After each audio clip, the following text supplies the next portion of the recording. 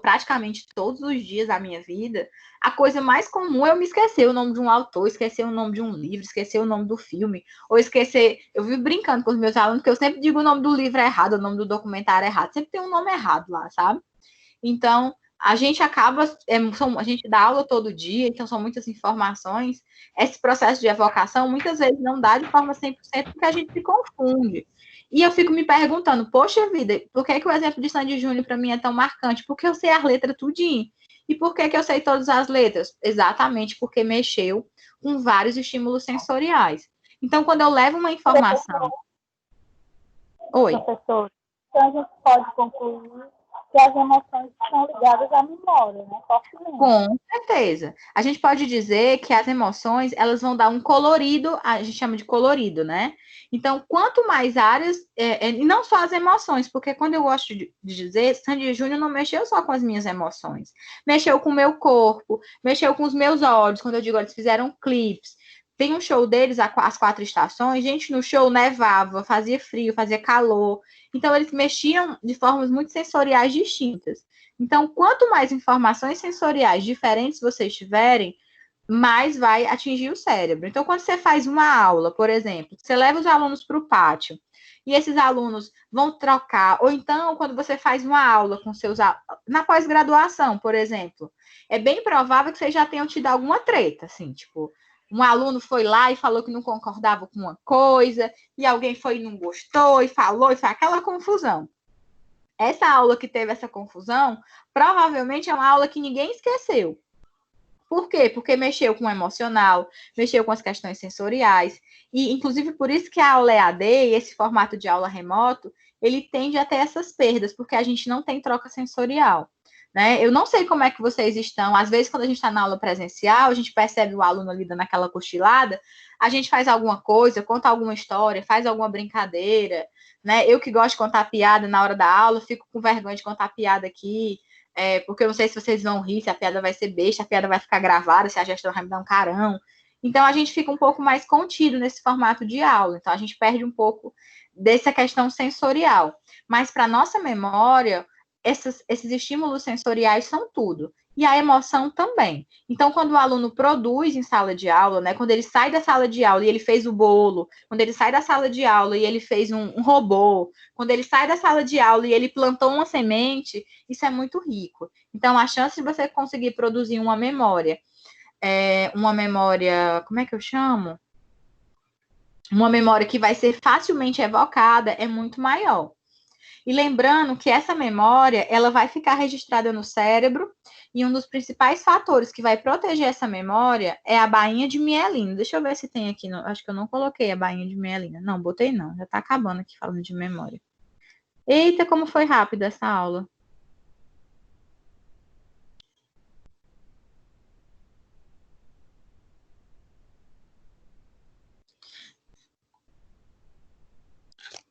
Então, quando a gente fala do neurônio, né, que é o responsável por reter essa informação, eu vou mostrar um neurônio aqui para vocês, espera aí.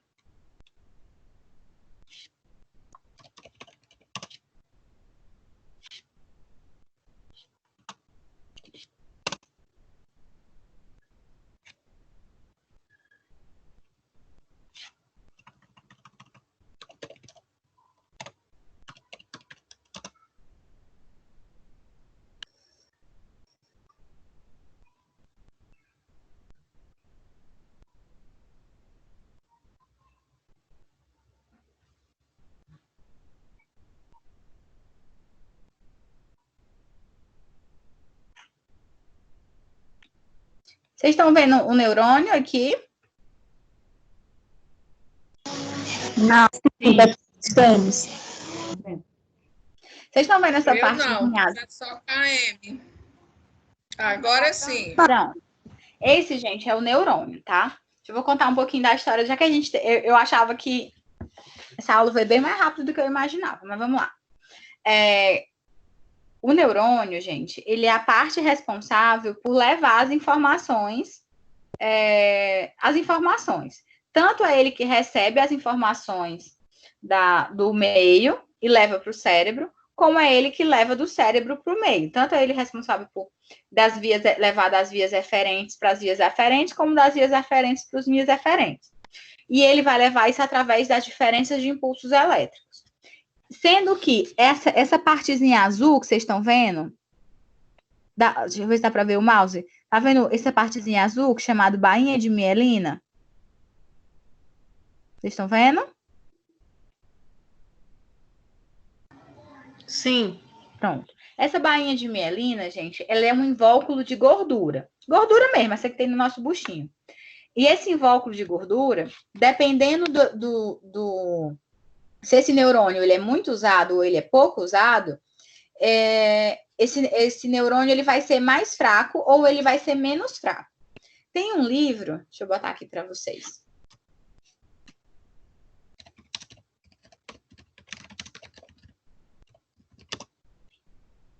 Tem esse livro chamado 100 bilhões de neurônios. Eu não sei se vocês já ouviram falar. Se vocês tiveram aula com a Lídia, com certeza ela já falou desse livro para vocês. Esse livro ele é muito legal, que ele vai falar bem da história dos neurônios.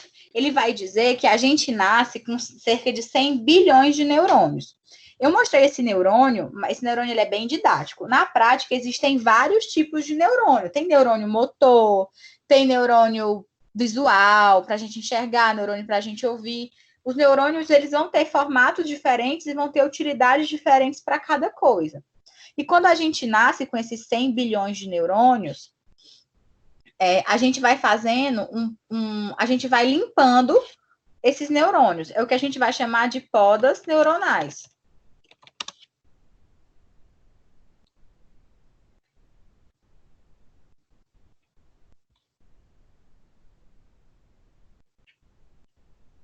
Vocês conseguem enxergar, não, né?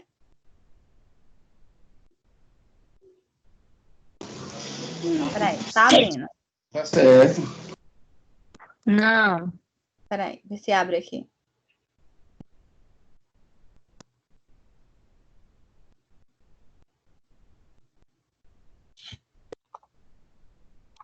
Pronto, tá aqui.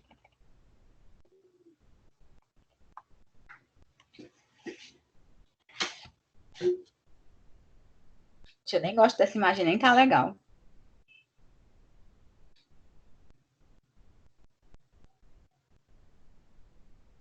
Mas, enfim. Então, vamos voltar a falar dos neurônios. Então, assim, a bainha de mielina, gente, ela vai envolver os neurônios, certo? E quanto mais a gente usa esse neurônio, quanto mais... essa bainha, ela vai nos protegendo. Então, por exemplo, deixa eu dar um exemplo bem legal. Uma disciplina que vocês dão todo ano, sei lá, um conteúdo que vocês dão todo ano. Deixa eu ver. Matemática básica, ou então aquele negocinho. Qual é o nome? Aquele jogo dourado. É jogo dourado que chama, é? Sistema de numeração. Material dourado. Material dourado. Pronto, trabalho com material dourado, que é uma coisa que vocês usam todo ano. Então, todo ano vocês usam, todo ano vocês vão lá, leem novamente como é que funciona. Vocês vão ver uns vídeos no YouTube para ver se tem alguma coisa nova, diferente. Então, esse neurônio, vocês já têm esse neurônio, certo? Mas quando vocês aprendem uma coisa nova, vocês vão aumentando a bainha de mielina de vocês. É como se vocês fossem protegendo essa bainha de mielina. Vamos falar do bebê. Vocês estão vendo essa imagem, não estão? 36 semanas, recém-nascido, 6 meses, estão vendo? Sim. Pronto. O que essa imagem mostra? Quando a gente nasce com 100 bilhões de neurônios. E a gente vai... Eu nem gosto dessa imagem, eu tenho outro livrozinho, que eu não vou achar agora, que é bem mais legal. A gente nasce com esses 100 bilhões de neurônios, certo? E a gente vai limpando. A gente não precisa de 100 bilhões de neurônios. Se eu não me engano, hoje, na nossa vida adulta, a gente deve ter mais ou menos 30 bilhões. A gente jogou fora, pro lixo, na faixa de 70 bilhões de neurônios. E, Carla, isso não é ruim? Não, isso não é ruim. Tanto que os homens têm mais neurônios do que a gente. E isso não quer dizer que eles sejam mais inteligentes do que a gente, porque a questão não é a quantidade de neurônios, é a qualidade dos neurônios. Se os nossos neurônios são saudáveis, se os nossos neurônios são fortinhos, e se a nossa bainha de mielina está protegida. Então, se o teu neurônio, aquela informação, né, se aquele conteúdo, se você usa bastante, a tua bainha de mielina ela vai estar bem gordinha. Então, ela vai ter bastante informação e bastante qualidade. Eu estou mostrando aqui o cérebro do bebê, né? Então, ele está mostrando que as conexões, isso aqui ele nem está mostrando a poda sináptica, ele está mostrando as conexões. Vocês vão ver que as conexões são bem fraquinhas, não estão vendo? E à medida que o tempo vai passando, as conexões vão ficando mais fortes. Então, ele vai só ficando mais forte. Mas aí, com os anos, ele vai tirando realmente, ele vai tirando como é que se diz? Ele vai tirando aqueles neurônios que não servem para nada. Vou dar um exemplo. Todo semestre eu dou aula, eu tenho 5 disciplinas na graduação. Então, todo semestre eu tenho 5 turmas em salas diferentes. Então, durante um semestre, eu sei que de segunda-feira eu dou aula na sala A, terça na sala B, e aí por aí vai. Então, quando acaba o semestre, o meu cérebro vai e limpa essa informação. Você já pensou se eu soubesse decorado até hoje qual era o dia e a hora e a sala que eu dava aula em todas as faculdades, em todas as turmas que eu já dei aula na minha vida? Então, essa é uma informação inútil. Então, plasticidade também é isso. Existe a plasticidade que acontece na primeira infância, que ela é muito mais forte, né? Porque a gente realmente, tanto que eles chamam de podas sinápticas. É até importante eu falar para vocês sobre isso, porque as principais podas sinápticas, até voltando a falar um pouco daquele conteúdo dos 1000 dias, lembra que eu falei de manhã? Que eles chamam inclusive de janelas de oportunidades. Alguns autores vão trazer que a gente passa por 3 grandes podas sinápticas na nossa vida, que são as 3 maiores. A gente passa por pequenas que alguns autores vão chamar de faxinas. Eles dizem que o nosso cérebro toda noite faz uma faxina. Toda noite, quando você vai dormir, você descansa bonitamente, profundamente, o teu cérebro vai e faz uma faxininha. Tira ali aquela informação que não serve para nada, aquele conteúdo que realmente foi importante para você, ele vai consolidar aquela memória, e aquilo que ele viu que foi inútil, ele vai jogar fora. Então, todo dia o teu cérebro faz uma pequena faxina, mas ele diz que o nosso cérebro faz 3 grandes faxinas ao longo da nossa vida. A primeira ocorre ali aos 2 anos de idade, a segunda ocorre aos 7 anos de idade, e a terceira vai ocorrer aos 14 anos de idade. Coincidência ou não, essa teoria não é a mesma teoria de Piaget, são 3 marcos muito importantes na teoria de Piaget, certo? E quem trabalha com crianças com dificuldades especiais, a gente vai falar de TGDs amanhã, quem trabalha com crianças que têm TGDs falam muito de que esses períodos são muito marcantes para que elas tenham retrocessos. Então, assim, não é incomum que você tenha crianças que estavam se desenvolvendo de formas dentro do esperado, de formas típicas, e de repente elas passam a ter retrocessos. Então, assim, você tem crianças que estavam se desenvolvendo bem, e com 2 anos começam a apresentar atrasos. Crianças que você já sabia que depois de 2 anos você já começa a perceber que ela tem um atraso, e ela apresenta uma piora significativa depois dos 7 anos, né? E algumas crianças que também passam a ter pioras depois dos 14. Então, isso também tem a ver com a questão das podas, né? Oi. Professora, a questão do idoso, a senhora pode falar um pouco do idoso? Posso sim, amor. Você tem alguma pergunta específica ou você quer que eu fale de uma forma geral? Não, essa questão da perda de neurônios na idade já de 60, 70 anos, como é que ela funciona? Tu pode só perguntar de novo, que eu não te ouvi direito. Na questão do idoso, como é que funciona essas podas sinápticas? Acontece ou não? Não, assim, pelo menos até onde eu sei, a gente só tem essas 3 grandes podas sinápticas, certo? Ao longo da vida. Mas por que quando a gente vai envelhecendo, existe uma estimativa de que eu tenho 30 anos, cheguei no auge da minha maturidade neurológica, certo? Existe uma estimativa de que até eu ter 60 anos, eu ainda vou perder de 10 a 20% dos meus neurônios. certo? Isso é do envelhecimento. Todo dia eu tô aqui perdendo neurônio. Isso é natural. Então, isso, Carlos, isso quer dizer que tu vai ter um Alzheimer? Isso quer dizer que tu vai ter uma doença degenerativa? Não.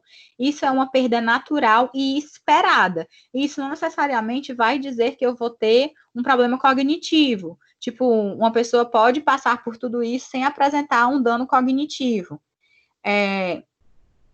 O que é que pode... Os danos cognitivos que uma pessoa, ao envelhecer, pode ter. Tão necessariamente relacionada à perda de neurônios, não, porque a perda de neurônio, elas são esperadas, entendeu? Então, todo mundo aqui vai perder neurônio. A questão não é só perder os neurônios, a questão é você proteger os neurônios que vão lhe restar. Então, como é que eu faço para proteger os meus neurônios? Isso serve para os baixinhos e isso serve para os altinhos, para os velhinhos também, né? Como é que a gente protege os nossos neurônios? A gente protege, tem até um livro que está lá no escritório, tem um livro muito legal chamado A Dieta da Mente. E ele vai falar muito sobre isso, né? Como é que eu faço para proteger o meu cérebro? A gente precisa ter hábitos saudáveis. Hoje eu digo muito para os meus pacientes, as pessoas me procuram porque estão em sofrimento psíquico. Gente, 50% do tratamento hoje é atividade física. Regulação metabólica, você pode tomar os remédios mais caros do planeta. Regulação metabólica, quem faz é atividade física. Nós tem um documentário sobre atividade física do cara do Fantástico, chamado Márcio Atalo, não lembro do nome agora, mas é fantástico. Ele fala uma frase que me impactou muito, que ele fala assim: nós somos a primeira geração da nossa espécie que paga para se mexer. Gente, a gente não se mexe, a gente não faz nada, a gente não carrega peso, a gente anda pouco, né? Então, assim, a gente realmente não faz trocas metabólicas. Então, nós somos muito parados, a gente precisa se mexer. E nesse documentário ele mostra o que é que na Europa já está sendo feito para obrigar as pessoas a se mexerem. Na Europa, eles já estão proibindo o carro, estão fechando rua, coisa que aqui no Brasil a gente não consegue fazer ainda, porque, enfim, a gente é muito precário ainda. Mas que o mundo todo já está preocupado com isso. Quando eu falo de cuidar da saúde mental e falo de atividade física, qual é a relação? É muito simples. Vou falar de depressão para vocês. Quando eu falo em depressão, a medicação para depressão, até bom que vocês saberem, tem um remédio chamado Rivotril, que às vezes as pessoas até botam nas camisas, né? Tipo, Rivotril é o remédio da alegria. Isso é mentira. Nenhum remédio psiquiátrico, ele vai deixar você feliz.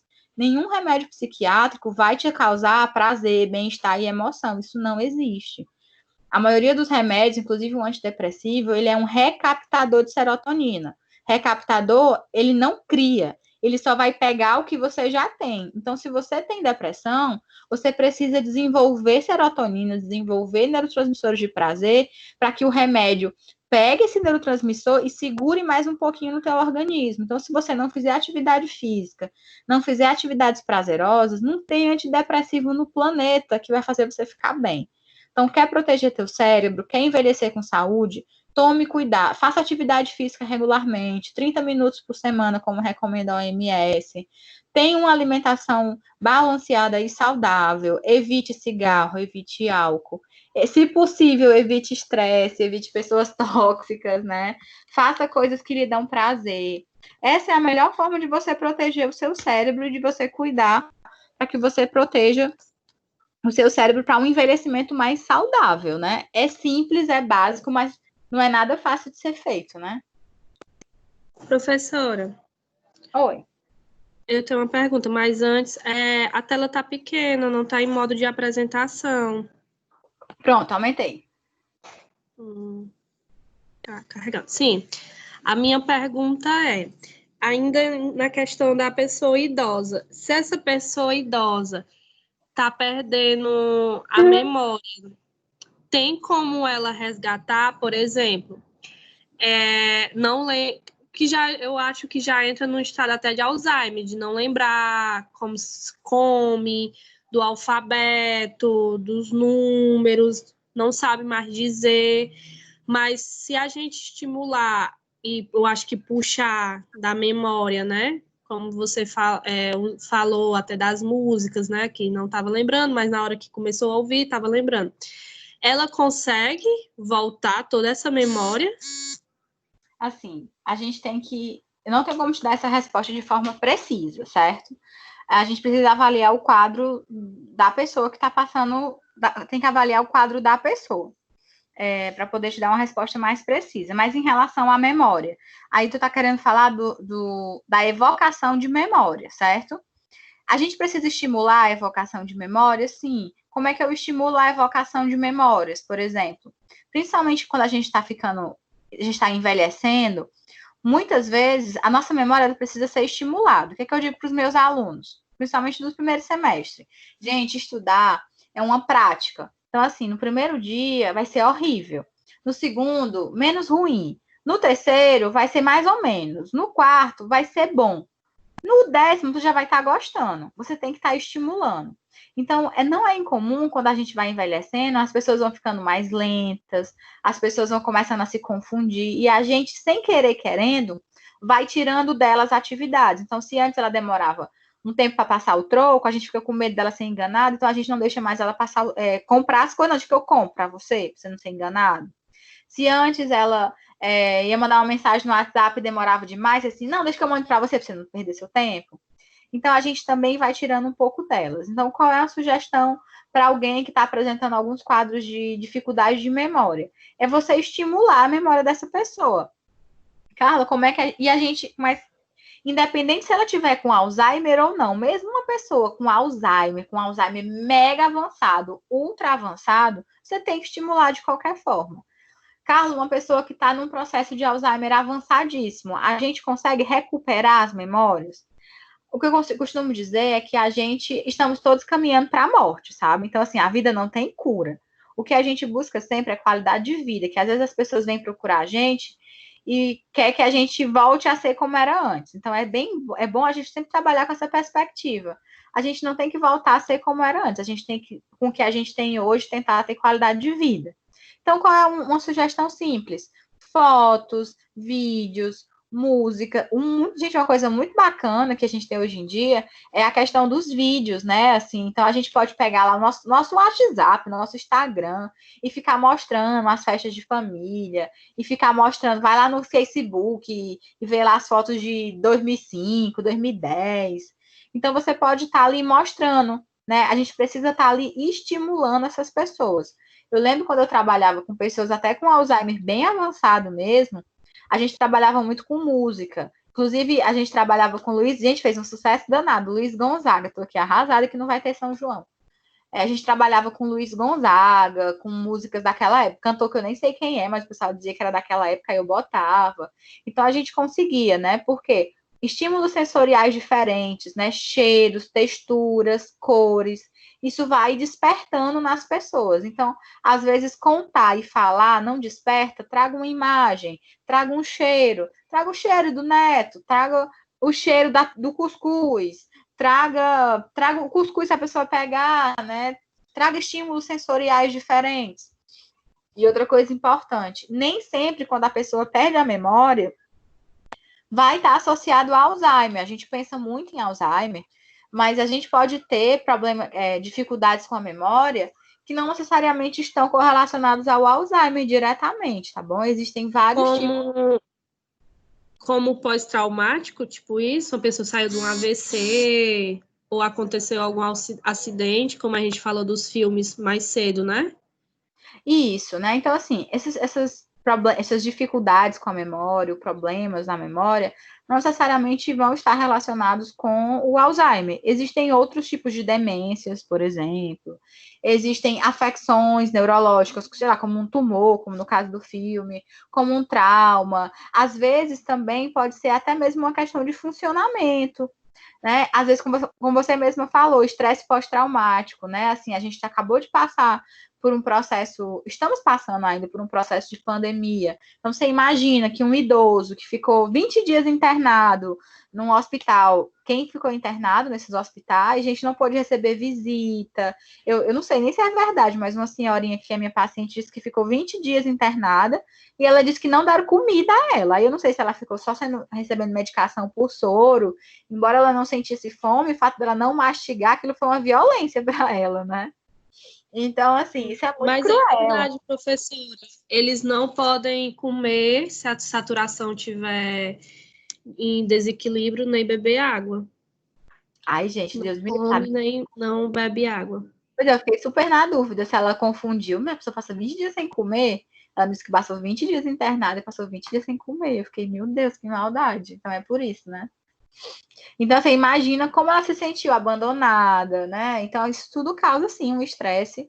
E a pessoa pode ter, né? Sem contar que existem, aí não é quadro de, a gente chama de amnésia, né? Que são quadros temporários, quando a pessoa perde a lembrança de um episódio temporário, existem amnésias episódicas, de um episódio específico, né? Então, assim, por que que quando uma pessoa sofre um acidente de carro, eu não me lembro do momento do acidente do carro? Aí você vai, aí eu vou fazer uma conexão com vocês daquela história dos neurônios espelhos que eu contei. Porque tu já pensou, se tu lembrasse exatamente do momento do acidente, tu ia lembrar da dor que tu sentiu. Eu só dou sempre esse exemplo. Se tu já teve uma dor de barriga num restaurante, eu não sei vocês, mas eu toda vida que passo na frente do restaurante já me dá um arrepio. Exatamente por isso, porque a lembrança, gente, a memória, ela também tem essa força cognitiva. Quando você vê seu ex-namorado, chega que te dá um negocinho, é a mesma coisa. Você, a lembrança, a memória, ela vai mexer com outras funções cognitivas suas.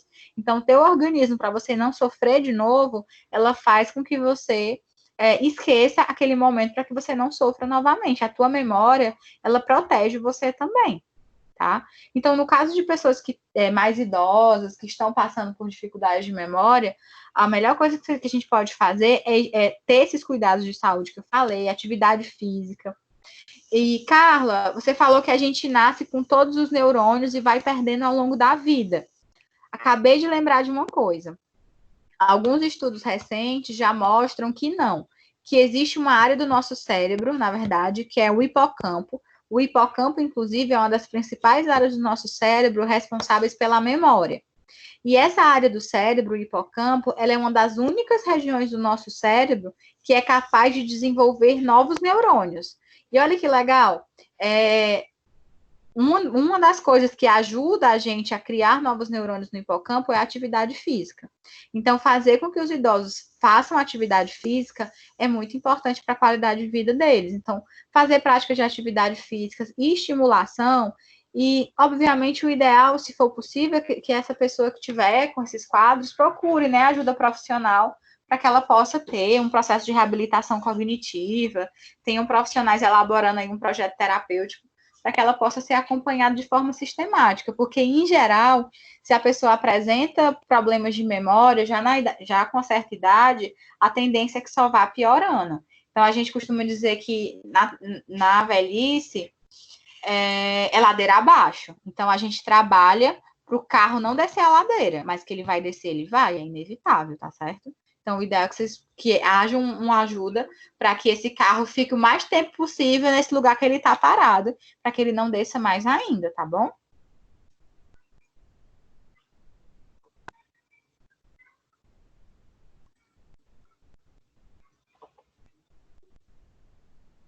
Posso seguir?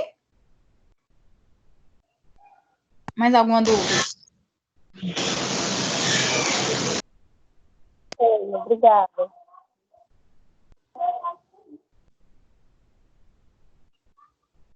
Ok. Então, vamos aqui.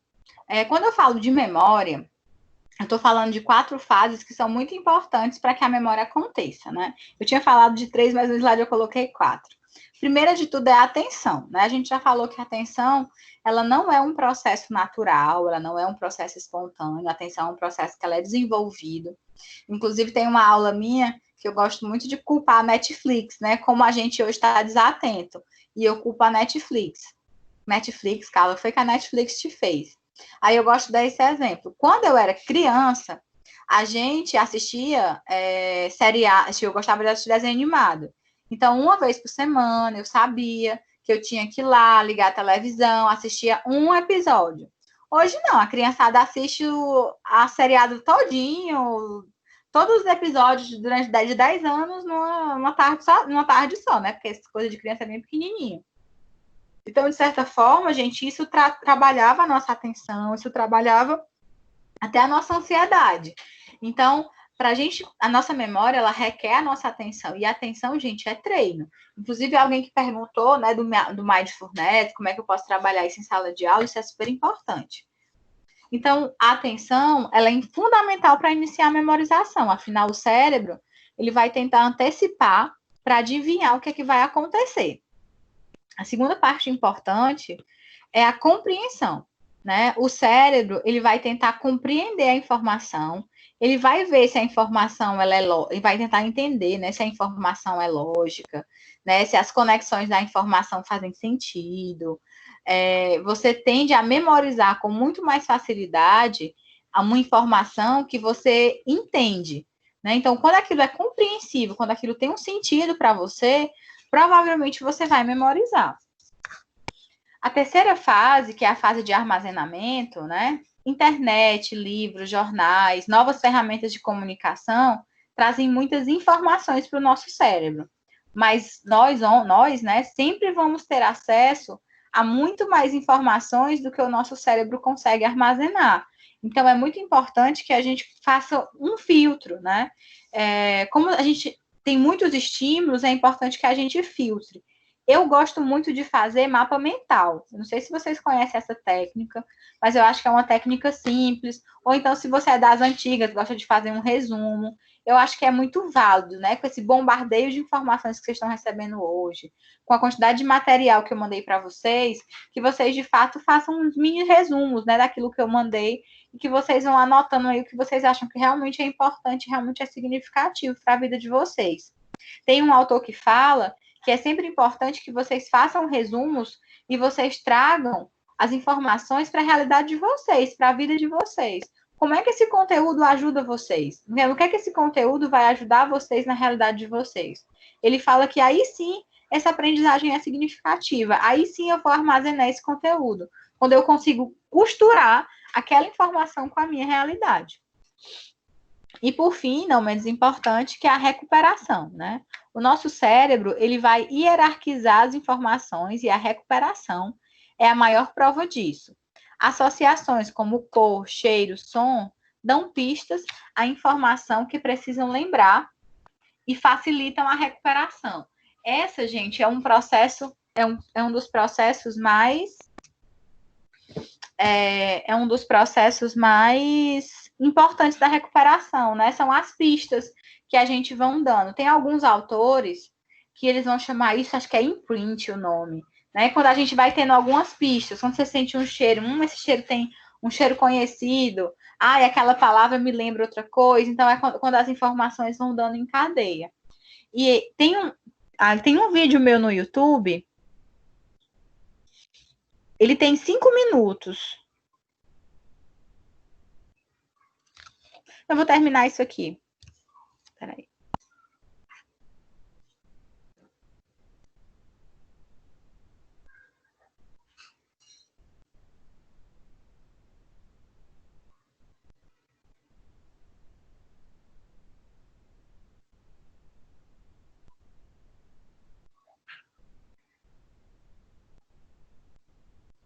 Então, assim, só para resumir, né? Então, quando eu falo de memória, geralmente tem um evento externo. Esses eventos externos, eles vão registrar, né, através de registros sensoriais, vão chegar na nossa memória de curto prazo, ou eles vão depender da nossa atenção, e eles vão chegar na nossa memória de curto prazo, e aí eles vão ou não chegar na nossa memória de longo prazo. Tem um vídeo meu no YouTube, aí eu vou pedir autorização de vocês para passar ou não. Professora, por que a senhora passaria? É só mesmo para eu descansar a minha garganta, ele tem 5 minutos.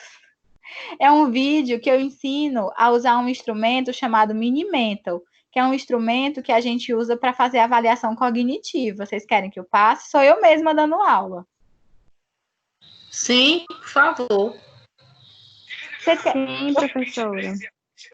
Pronto, é 5 minutos, gente. 5 minutos e 55 segundos. Sou eu mesma, tá? Só que eu tô maquiada, arrumada, cor mais linda. A diferença é só para eu poder economizar minha garganta. Pronto, vou botar aqui para vocês assistirem. Ok.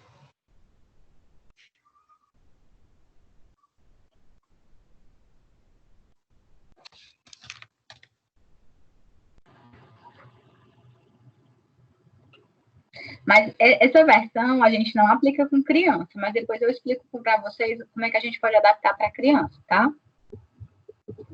Só para vocês conhecerem.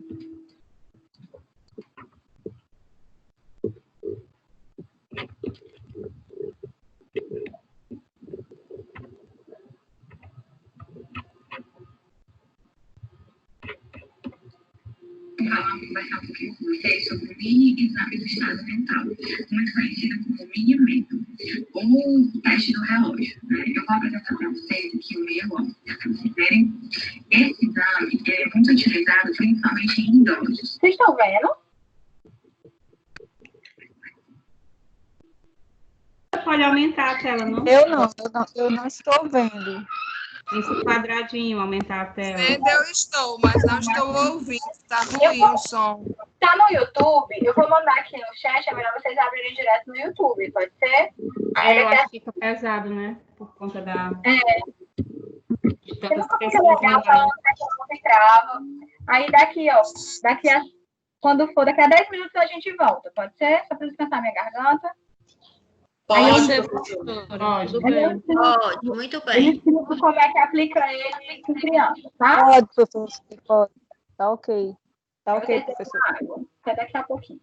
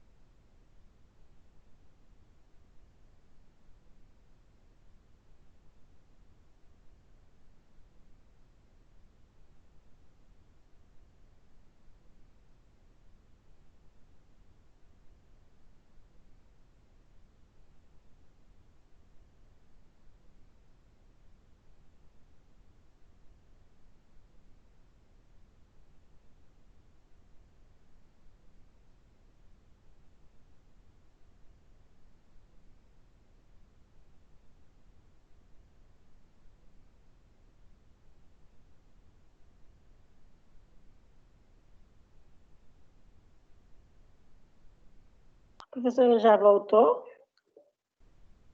Alguém está me ouvindo? Eu nunca caí. Sim. Mas ela não voltou ainda não, viu? Eu tô aqui, pode falar. Eu tô voltando agora. Tá bom, é porque eu senti calmo. Estão me ouvindo?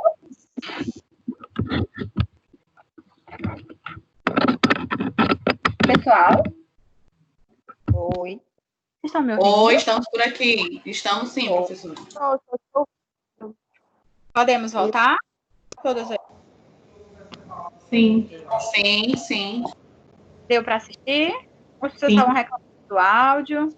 Escrevi, curti, só faltou comentar. Ai, gente.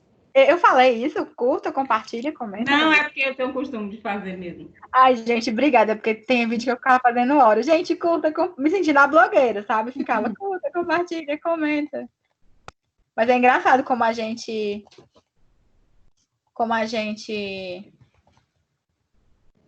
a ficar se sentindo, né? Gente, eu só vou... eu tô aqui doidinha com a aula de amanhã. Mas, enfim, vai dar certo. Que tem assuntos que eu acho que não é para eu dar, mas se eu colocar nos slides, vocês não acham ruim, não, né? Não. Porque qualquer coisa vocês estudam depois. Não, pode colocar, é ótimo. Pois é. Tem umas coisinhas aqui que eu acho que não é exatamente o que está na ementa, mas eu acho que se não der tempo da gente falar, dá para vocês lerem depois. Gente, esse mini mental, ele é muito utilizado em idosos. Inclusive, alguém que me perguntou, qualquer profissional de saúde pode aplicar. Esse não é um instrumento exclusivo de psicólogo, ele não é um instrumento exclusivo de médico. Ele é um instrumento bem simples, você pode até pegar na internet, se quiser o papelzinho bem bonitinho e tal.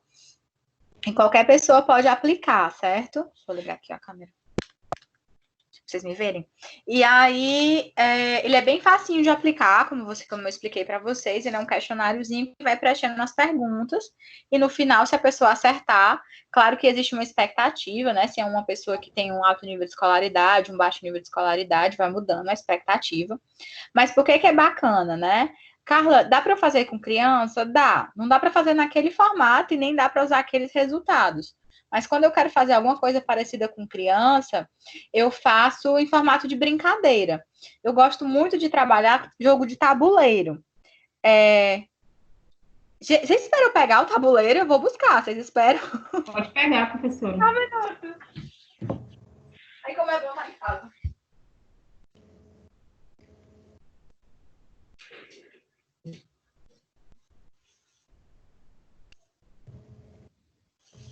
Gente, deixa eu compartilhar uma coisa com vocês que ensina segundo ano. Depois eu vou perguntar no grupo. Vocês têm algum aluno... Ah, não, eu vou falar no grupo e vou pedir uma ajudinha de vocês, certo? Ih, Terezinha, não tenho não para download, não. Gente, isso aqui eu fiz com as minhas alunas, ó. Tá vendo? Um tabuleiro. A gente baixa na internet esses tabuleiros. Eu não sei cadê as cartinhas. Aí, como é que a gente faz, né? Tem uma dica para vocês. A gente pega o tabuleiro, a gente baixa na internet. Tem que bota assim, tabuleiro no Google. Aí as meninas mudaram aqui, ó. Aqui tem aí tem largada. Aí elas fizeram, tipo assim, avance 2 casas. Elas fizeram como se fosse algumas brincadeirinhas. Tipo, volte 2 casas, pule para frente. Elas colocaram alguns desafios. E nas cartinhas, que eu não sei cadê as cartinhas, tá perdido lá no meu guarda-roupa, tem essas perguntas. A gente só faz teste de memória. Então, por exemplo, a gente dá uma lista de supermercado. Tipo, azeite, maçã e laranja. Aí, quando a pessoa cai de novo, aí repita aquela lista. Porque aí a gente vai ver se a pessoa consegue repetir. Aí, daqui a 4 jogadas, quando ela cai no 14, por exemplo, ela tem que repetir de novo. Então, dentro de um joguinho como esse, e a gente faz com 3, 4 crianças ao mesmo tempo, a gente só avalia a memória. E por que é bacana fazer dentro de um joguinho desse? Porque não tem pressão.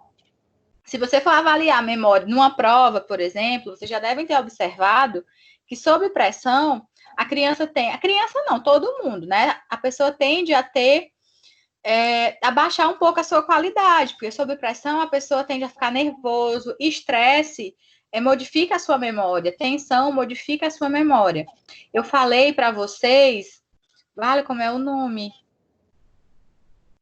Amígdala, pronto. A amígdala, aquela que deixa a gente apaixonado na adolescência, quando a gente vira adulto, a amígdala também é responsável pelo estresse. Então, a amígdala, gente, ela muda de tamanho quando a gente está estressado. Chega a bichinha, fica bem pequenininha, sabe? Então, o estresse realmente muda nossas funções fisiológicas. Então, sobre o estresse, a nossa memória não fica tão bacana. Então, dentro de um formato lúdico, a gente consegue avaliar a memória. Então, no consultório, o que é que eu faço para avaliar a memória das crianças? É a partir de um joguinho como esse. Então, vocês podem utilizar algumas dessas dicas do Mini Mental, transformar ele num jogo. Eu que estou no consultório uso o jogo de tabuleiro, mas vocês que estão em sala de aula, acho que a maioria de vocês é professora, pode fazer um tabuleiro grande de EVA. Eu tenho uma aluna que é da graduação, mas inclusive ela é minha aluna da fonoaudiologia. Ela fez um tabuleiro que eu achei fantástico. Ela pregou na parede e o aluno tinha que rebolar. Ela fez de velcro, né? Que chama, que gruda.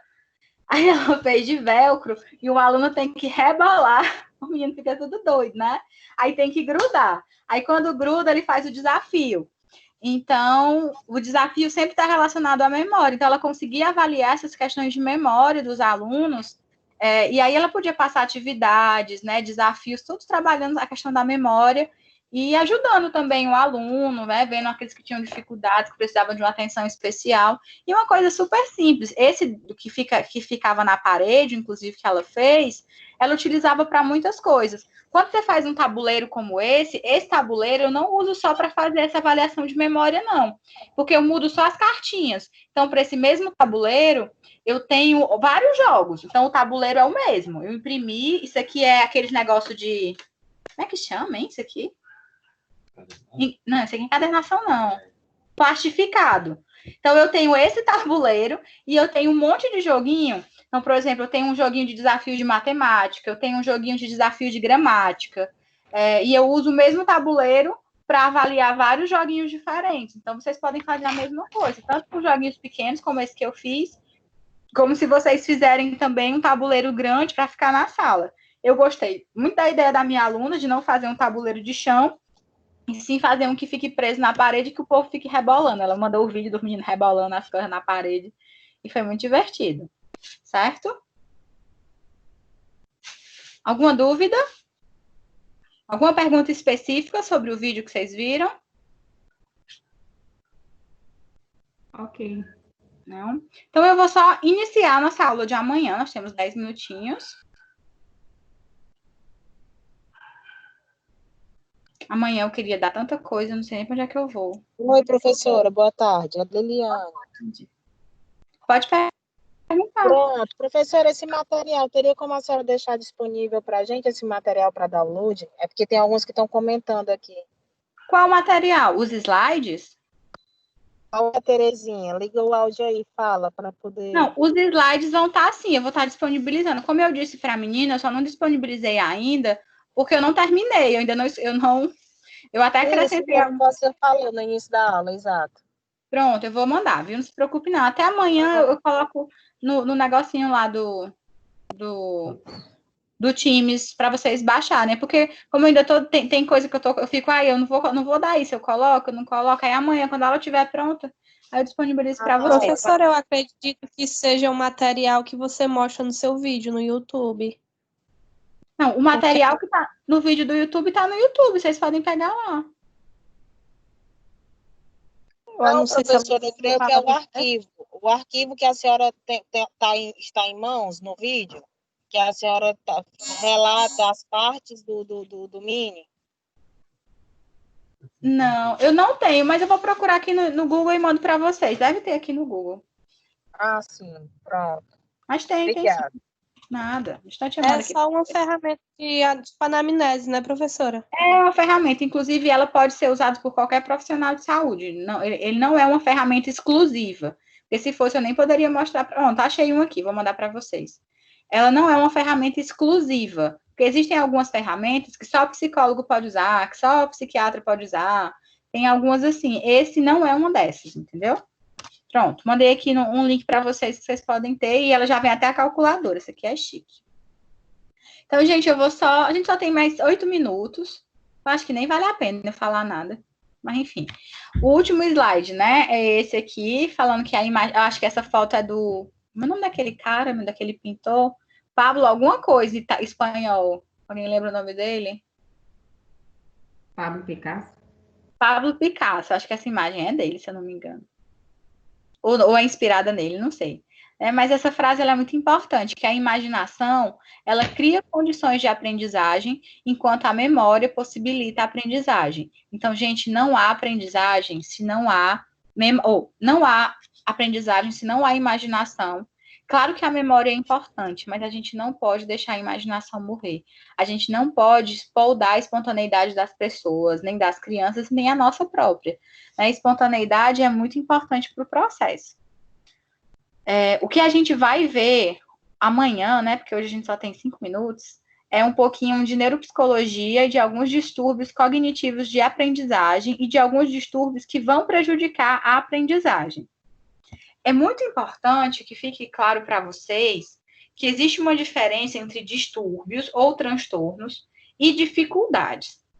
Parece que é a mesma coisa, né? Eu sempre costumo dizer que alguns pais ficam muito aflitos, né? Eles ficam, mas, Carla, isso é uma doença? Não, primeiro que não é doença, tá? Distúrbios cognitivos não são doenças. Para eu poder chamar de doença, inclusive até vou usar o COVID como exemplo. Todo mundo já tá a fera em COVID, né? O coronavírus, ele é uma doença que é ocasionada por um vírus que ataca os seus pulmões. Então, para eu chamar de doença, isso se chama nosologia. Eu preciso saber o que é e o que é que ele ataca.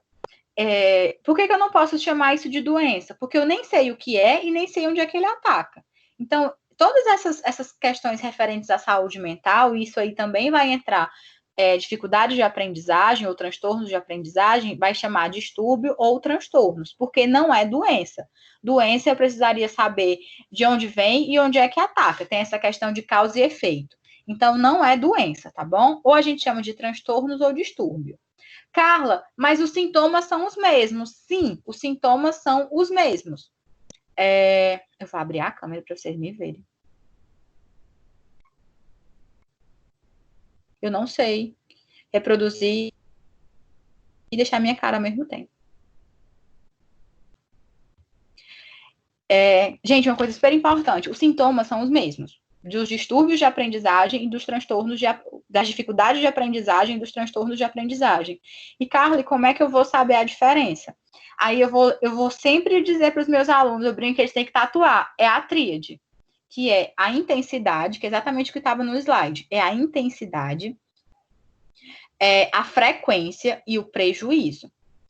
Todo mundo tem dificuldade, né? Alguns mais, outros menos. Alguns vão ter muita facilidade em determinados conteúdos, outros vão ter muita dificuldade em outros conteúdos, outros vão ter facilidade em tudo, mas vão ser sempre medianos, outros vão ser sempre muito bons em alguns e péssimos em outros. Cada pessoa vai ter seu ritmo, né?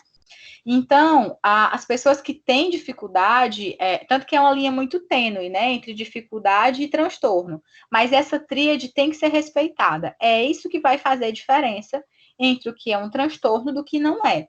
Primeiro, se a intensidade é muito forte. Uma pessoa que está no processo de alfabetização pela primeira vez, é natural que ela sinta dificuldade. Eu volto a dizer, desconheço qualquer processo mais difícil, que mais vai exigir do ser humano do que o processo de alfabetização, né? Então, assim, o que vocês fazem com as crianças alfabetizando elas, gente, é a coisa mais difícil que alguém pode fazer para um ser humano.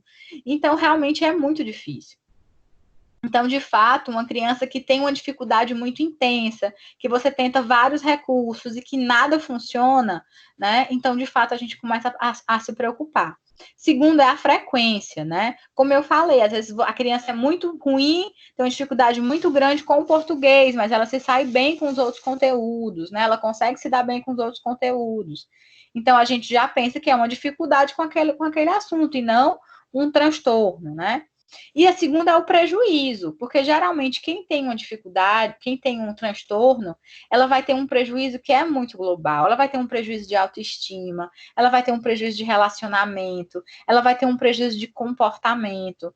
Geralmente, o não aprender, ela vai se transportar para várias questões da vida dela, né? Vai se transportar para várias outras questões. Então, vai trazer um enorme prejuízo para essa criança. Embora muitas vezes seja bem parecido, tá com dificuldade de aprender, dificuldade de se concentrar, a gente precisa se atentar a esses três, para que, de fato, a gente construa um diagnóstico. E esse diagnóstico não é fácil. Por quê? Porque, como as crianças estão passando por um processo de aprendizagem, estão passando por muitas mudanças, elas estão realmente passando por um processo de maturação neurológica, é muito perigoso eu chegar e dizer que essa criança tem um transtorno, porque ela pode estar, assim, num processo de imaturidade. Eu gosto muito, inclusive é uma das coisas que eu mais faço, uma das primeiras coisas que eu faço na clínica quando chega uma criança, eu não sei se vocês tiveram a oportunidade de estudar com profundidade, que são os testes piagetianos. Primeira coisa que eu faço, gente, quando chega uma criança no consultório, depois de fazer a anamnese com os pais, de conhecer a família, é fazer os testes piagetianos e fazer a questão dos elementos psicomotores. Morreu para mim. Vejo como é que essa criança realmente não tem nenhum atraso psicomotor, porque quando eu falo de dificuldade de aprendizagem, geralmente tem um atraso psicomotor por trás. Então, assim, antes de eu aprender a escrever, eu preciso aprender essa questão motora. O movimento, ele é primordial antes de qualquer outra coisa acontecer. Meu movimento tem que estar ok. E faço a questão da avaliação dos testes piagetianos, vejo se ele está na fase adequada, se a expectativa da fase está contento, para depois eu ver, porque muitas vezes é uma questão de expectativa, né? Principalmente agora, que às vezes as escolinhas chegam, o fulaninho é muito inteligente, joga ele para o próximo ano, pula ele um ano. E nessa brincadeira de pula ele um ano, a criança acaba entrando num processo de atraso, de baixa autoestima, e uma série de outros fatores acabam prejudicando esse desenvolvimento escolar. Então, a gente precisa ter muito cuidado com isso, certo? E amanhã, a gente vai conversar um pouquinho sobre os desenvolvimentos, e a gente vai falar sobre algumas TGDs, que são os transtornos globais de desenvolvimento. Como eu disse para vocês, já tem uma aula minha no YouTube sobre autismo e sobre estresse e ansiedade na infância, que eu acho que são duas coisas importantes, então eu vou considerar conteúdo dado. Embora não seja diretamente um transtorno de aprendizagem, eu vou falar um pouquinho sobre a questão das telas. Acredito eu que meu povo, pós-pandemia, só Jesus e a misericórdia do Senhor, que esses meninos vão voltar, viu, gente? Porque se essa criançada já era viciada, como é que vocês acham que eles não estão lá agora? Que até as aulas estão só assistindo pelo computador e pelo celular, né? Então, por conta disso, eu trouxe esse conteúdo eu estou considerando que eu tirei o autismo, porque eu estou considerando, inclusive a aula tem 20 minutos de aula gravada e a outra tem 30 minutos. Então, eu estou considerando que esse conteúdo foi dado e trouxe para a aula, porque eu acho que é uma discussão muito pertinente pós-pandemia, tá bom? Então, amanhã, às 9 horas, a gente se encontra de novo e a gente vai falar sobre os transtornos especificamente, tá bom? E amanhã a aula vai ser bem legal, não percam. As aulas foram gravadas, tá bom? Eu não consegui baixar, eu vou pedir ajuda a Silva. Eu não sei se o nome dela é Silvia ou Silvana, pelo amor de Deus, alguém me diz. Silvia Letícia, não diz para ela não. Tá. Tu tá falando comigo, sou eu, né? professor. Tá. O nome dela é Silvana. Enfim, eu vou pedir ajuda a ela, mas eu vou tentar colocar no YouTube. Quem chegou atrasado, quem não entendeu alguma coisa, pode voltar. E se alguma dúvida amanhã pode tirar comigo sem problema, tá bom? Gente, então até amanhã às 9. Até amanhã, professora. Tchau. Até amanhã, professora. Boa tarde. Vamos descansar, que amanhã vai ser legal. Amanhã é só transtorno, é bom demais. Tchau. Eu creio.